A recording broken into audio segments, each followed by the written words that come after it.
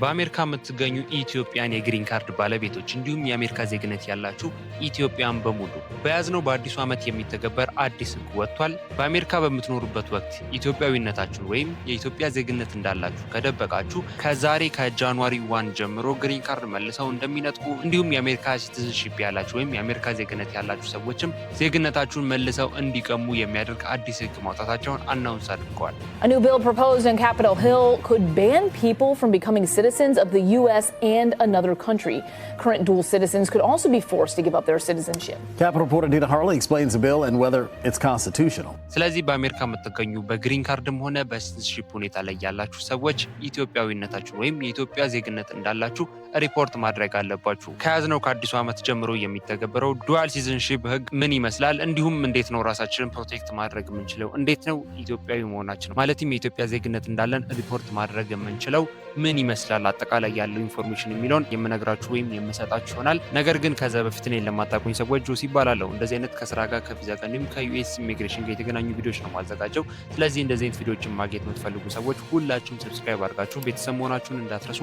ቪዲዮም ከመጀመሩ በፊት ሁላችሁም ላይክ እያደረጋችሁ መጀመራችሁ እንዳትረሱ። ወደ ቪዲዮ እንግባ። የዚህን ዌብሳይቱን ሊንክ ዲስክሪፕሽን ቦክስ ውስጥ ወይም የኮሜንት መጀመሪያ ላይ ያስቀምጥላችኋለሁ። ያስቀምጥኩላችሁ ሊንክ ተጠቅማችሁ ስትመጡ ዌብሳይቱ ልክ በዚህ በምትመለከቱት መልኩ ነው የሚከፍተው። እኔ ከነገርኳችሁ ወይም እኔ ማብራሪያ ከሰጥኳችሁ በተጨማሪ አጠቃላይ ኢንፎርሜሽን ወይም ዲቴል ኢንፎርሜሽን ማግኘት የምትፈልጉ ሰዎች ዌብሳይቱን መጠቀም ትችላላችሁ። ያስቀምጥኩላችሁ ሊንክ ተጠቅማችሁ ስትመጡ ዌብሳይቱን ልክ በዚህ በምትመለከቱት መልኩ ይከፍታል።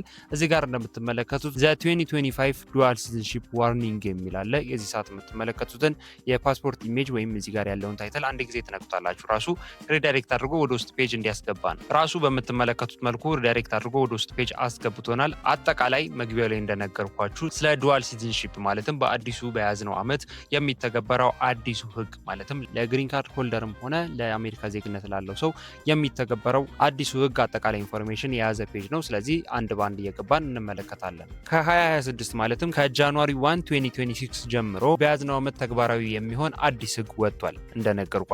ይህም ዱዋል ሲቲዝንሺፕ ይባላል ወይ ደግሞ የሁለት ሀገር ዜግነትን ሪፖርት ማድረግ የሚያስገድድ አዲስ ሕግ ወጥቷል። እንዲሁም የፓስፖርትና የግሪን ካርድ አጠቃቀሞች ላይ ዝርዝር መረጃዎችም ተያይዘው ወጥተዋል።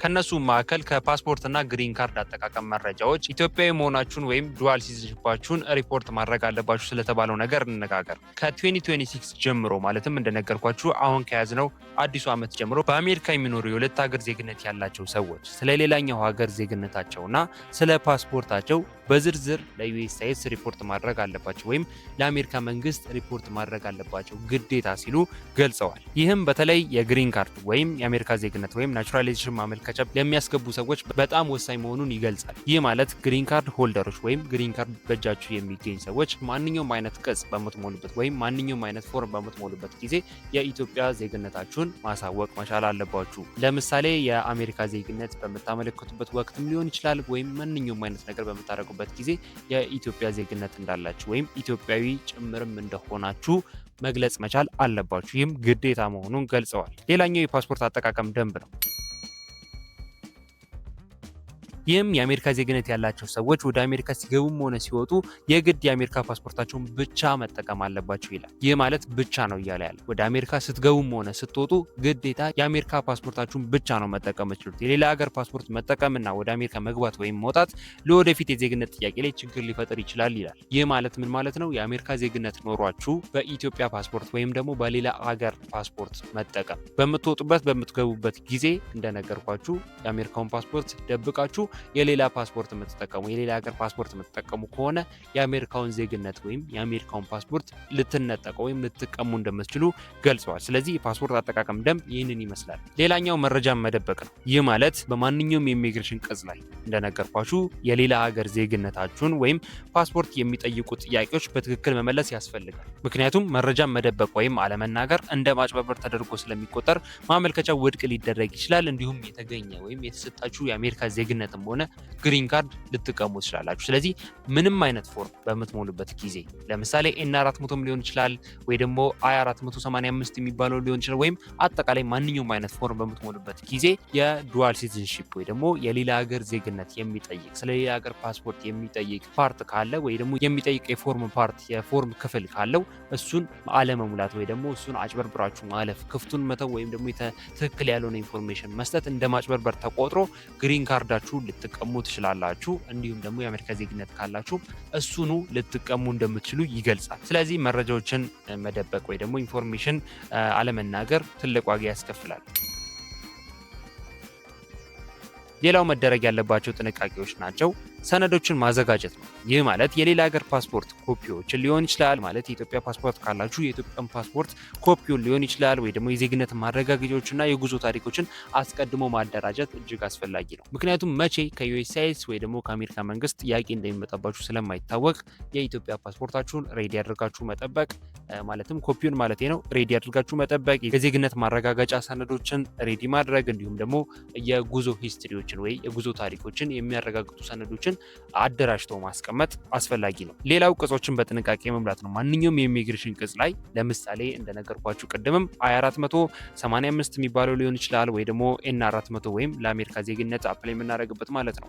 እሱን ፎርም በምንሞላበት ጊዜ ሊሆን ይችላል ሁሉንም መረጃዎችን በታማኝነት መሙላት ነው። ቅድም እንደነገርኳችሁ የሌላ ሀገር ዜግነት አላችሁ ወይ ብሎ የሚጠይቅ ከሆነ አዎ አለኝ ብላችሁ መመለስ መቻል አለባችሁ። ምክንያቱም የለኝም ብላችሁ ወይም ኢትዮጵያዊ መሆናችሁን ደብቃችሁ ወይም የሌላ ሀገር ዜግነት እንዳላችሁ ደብቃችሁ ከሞላችሁ በኋላ ላይ ችግር ሊፈጥር ይችላል። ከታወቀ እንደነገርኳችሁ ዜግነት ቢሰጣችሁ እንኳን መልሰው ይቀሟችኋል። ግሪን ካርድም ከሆነ ያላችሁ ግሪን ካርዱን ልትቀሙ ስለምትችሉ ይህንን በጥንቃቄ ማወቅና በኃላፊነት መሙላት እጅግ አስፈላጊ ነው።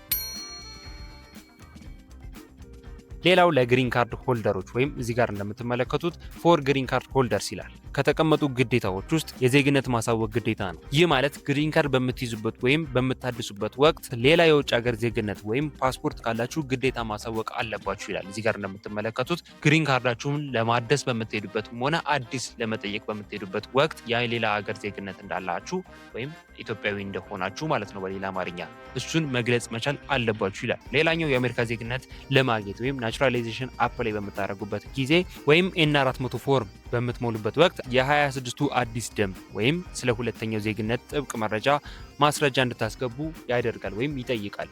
የኤን400 የሚባለው ማሻሻያ ያደርጉበታል እንደነገርኳችሁ በአዲሱ ዓመት ወይም አሁን በያዝነው 2026 ዓመተ ምህረት በኋላ ማሻሻያ ያደርጉበታል። ለአሜሪካ ዜግነት አፕላይ በምታደርጉበት ጊዜ ሁለተኛ ሀገር ዜግነት ወይም ዱዋል ሲቲዝንሺፕን በአስገዳጅ ሁኔታ ወይም ደግሞ ማንዳቶሪ ሆኖ መሙላት እንዳለባችሁ አድርገውታል። ፎርሙን አሻሽለውታል። ስለዚህ ፎርሙን በምትሞሉበት ጊዜ ወይ ደግሞ ኤን400ን በምትሞሉበት ጊዜ እንደነገርኳችሁ ኢትዮጵያዊ መሆናችሁንም አያይዛችሁ መግለጽ መቻል አለባችሁ።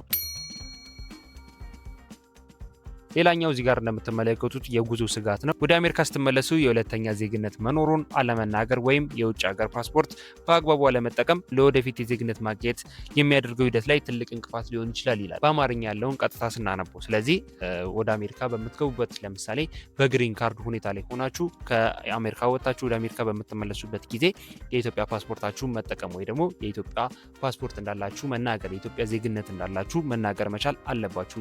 ይህንን ሳትናገሩ ካለፋችሁ በኋላ ላይ ለአሜሪካ ዜግነት አፕላይ በምታደርጉበት ጊዜ ወይም የአሜሪካ ዜግነት የማግኘት ሂደት ላይ ትልቅ እንቅፋት እንደሚሆን ይገልጻል። ሌላኛው እዚህ ጋር ለዩኤስ ሲቲዝን ወይም የአሜሪካ ዜግነት ላላችሁ ሰዎችም ነው። ይህም አጠቃላይ ያለው ነገር ቅድም ካለው ወይም ለግሪን ካርድ ከነገርኳችሁ ጋር ተመሳሳይነት አለው። ማንኛውም የአሜሪካ ዜጋ ከአሜሪካ ሲወጣም ሆነ ሲገባ ቅድም እንደነገርኳችሁ የአሜሪካ ፓስፖርት ብቻ ነው መጠቀም ያለበት። ሌላው መረጃ ግልጽ ማድረግ ነው። ይህም የአሜሪካ ዜጋ ብትሆኑም እንኳ ሌላ ዜግነት ካላችሁ ለውጭ ሀገር ፓስፖርታችሁ ወይም እንደነገርኳችሁ ስለ ኢትዮጵያ ፓስፖርት እንዲሁም ደግሞ ስለ ጉዞ ሰነዳችሁ ለመንግስት ወይም ለአሜሪካ መንግስት ግልጽ ማድረግ ወይም ሪፖርት ማድረግ እንዳለባችሁ ይገልጻል።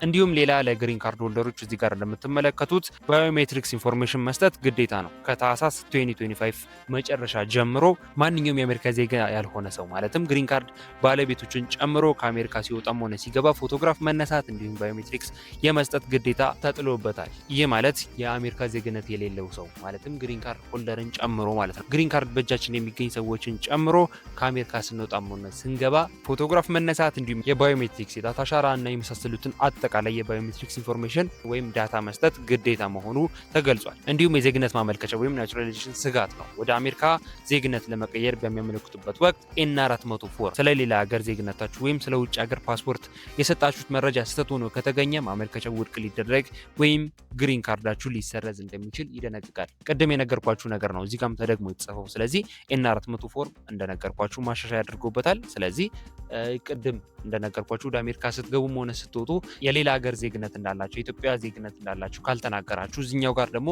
ዜግነት አለኝ ብላችሁ ከተናገራችሁ ሁለት የተለያዩ ሀሳቦችን እያነሳችሁ ስለሆነ ያላችሁት ወይም ሁለት የሚጋጩ ሀሳቦችን ስለሆነ እያነሳችሁ ያላችሁት ይህ ነገር ውድቅ ሊያስደርግባችሁ ወይም እንደ ማጭበርበር ሊታይባችሁ እንደሚችል ይገልጻል። ሌላው የጉዞ ገደቦች ነው። በ2026 ተግባራዊ የተደረገው አዲሱ የትራቭል ባን ወይ ደግሞ በዋናነት ቪዛ ላይ የሌላቸው ቢሆንም እንኳ ከተከለከሉ ሀገራት የመጡ ግሪን ካርድ ባለቤቶች ወደ አሜሪካ ሲገቡም ሆነ ሲወጡ ከወትሮ በተለየ ሁኔታ ጥብቅ ፍተሻና ጥያቄ ወይም ኢንተርቪው እንደሚደረግላቸው ይገልጻል። ስለዚህ በግሪን ካርድ ከአሜሪካ ወጣችሁ ወደ አሜሪካ ስትመለሱ እነዚህ ነገሮች እንደሚጠብቋችሁ ማወቅ አለባችሁ። ሌላኛው ሁላችሁ ማወቅ ያለባችሁ ነገር ሰነዶችን የመያዝ ግዴታ ነው። ይህ ማለት ሁልጊዜ የውጭ ሀገር ፓስፖርታችሁ ማለትም የኢትዮጵያ ፓስፖርታችሁ ማለት ነው። እንዲሁም ኦሪጂናል የግሪን ካርድ ይዛችሁ መንቀሳቀስ ይኖርባችኋል። ግሪን ካርድ ስላላችሁ ብቻ የኢትዮጵያን ፓስፖርት ወይም የሌላ ሀገር ፓስፖርትን አስቀምጣችሁ እንደፈለጋችሁ መንቀሳቀስ ትችላላችሁ ማለት አይደለም። ስለዚህ በየትኛውም ቦታ በምትንቀሳቀሱበት ወቅት የኢትዮጵያን ፓስፖርት ወይም የሌላ ሀገር ፓስፖርት ካላችሁ እሱን መያዝ እንዲሁም ግሪን ካርዳችሁን ይዛችሁ መንቀሳቀስ እንዳለባችሁ ይደነግጋል። ስለዚህ አጠቃላይ ስለ ዱዋል ሲቲዝንሺፕ ማለትም በአዲሱ 26 ዓመተ ምህረት ጀምሮ የሚተገብረው ዱዋል ሲቲዝንሺፕ ወይም ግዴታ የሁለተኛ ሀገር ፓስፖርታችሁ ወይም የሁለተኛ ሀገር ዜግነታችሁን ማሳወቅ የሚደነግገው የሚያስገድደው ህግ ይህንን ይመስላል። አጠቃላይ ኢንፎርሜሽን ዲቴል እንደነገርኳችሁ ወይም ዲቴል ኢንፎርሜሽን ሼር እንዳረኳችሁ ተስፋ አድርጋለሁ። ሀሳብ አስተያየት፣ እንዲሁም ጥያቄ ካለ ኮሜንት ላይ ጻፉልኝ። እንዲሁም ቀጣይ እንድሰራው የምትፈልጉት የቪዲዮ ሀሳብም ካለ ኮሜንት ላይ ጻፉልኝ። በቀጣይ ቪዲዮ ማዘጋጅላችሁ ይሆናል። መግቢያው ላይ እንደነገርኳችሁ ለዚህ ቻናል አዲስ የሆናችሁ ሰዎች ሁላችሁም ሰብስክራይብ አድርጋችሁ እንደዚህ አይነት ከዩኤስ ኢሚግሬሽን የተገናኙ ቪዲዮዎች ስለሆነ ማዘጋጀው ሁላችሁም ሰብስክራይብ አድርጋችሁ ቤተሰብ መሆናችሁን እንዳትረሱ። እንዲሁም ቪዲዮ ከመውጣቱ በፊት ሁላችሁም ላይክ እያደረጋችሁ እንደወደዳችሁት እንደተመቻችሁ እንደዚህ አይነት አዳዲስ መረጃዎችን ሼር ሳደርጋችሁ እየወደዳችሁት እየጠቀማችሁ እንደሆነ ላይክ እያደረጋችሁ አሳውቁኝ። ምክንያቱም ላይክ ባደረጋችሁት ቁጥር ምን ያህል ቪዲዮ እየወደዳችሁት እየጠቀማችሁ እንደሆነ ስለመረዳ በርካታ ቪዲዮዎች እንዳዘጋጅላችሁ ይረዳኛል። ስለዚህ ሁላችሁም ላይክ እያደረጋችሁ ቪዲዮውን እየወደዳችሁት እየተመቻችሁ እንደሆነ አሳውቁኝ። በቀጣይ በሌላ ቪዲዮ አገኛችኋለሁ። ለሁላችሁም መልካም እድል፣ መልካም ጊዜ።